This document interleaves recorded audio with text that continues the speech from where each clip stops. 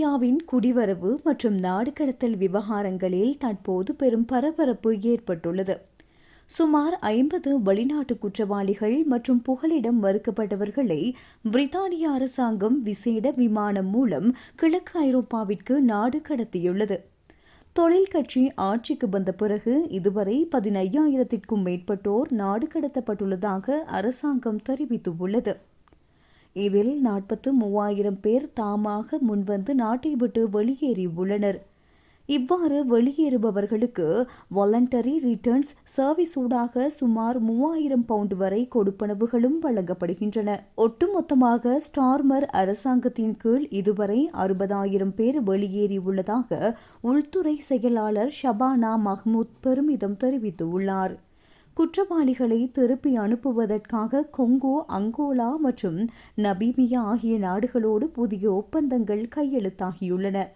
அந்த நாடுகளுக்கு விசா கட்டுப்பாடுகளை விதிப்போம் என்று எச்சரித்த பின்னரே இந்த உடன்படிக்கை எட்டப்பட்டுள்ளது.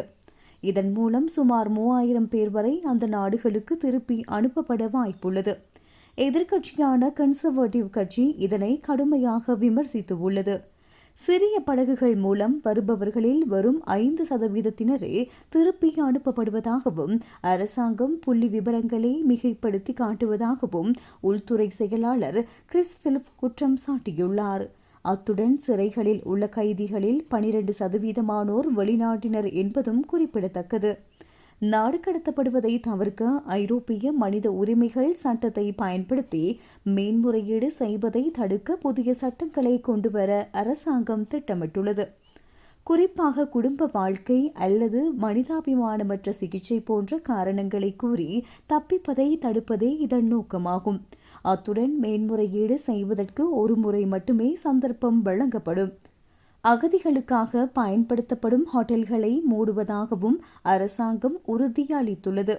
முன்னைய ஆட்சியில் 400ஆக இருந்த அகதி ஹோட்டல்களின் எண்ணிக்கை இப்போது 200க்கும் குறைவாக குறைக்கப்பட்டுள்ளது.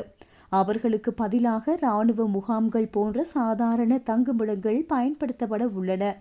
பிரித்தானியாவின் எல்லை கட்டுப்பாடுகளை மீள நிலைநாட்ட எதையும் செய்ய தயார் என உள்துறை செயலாளர் தெரிவித்துள்ளார்.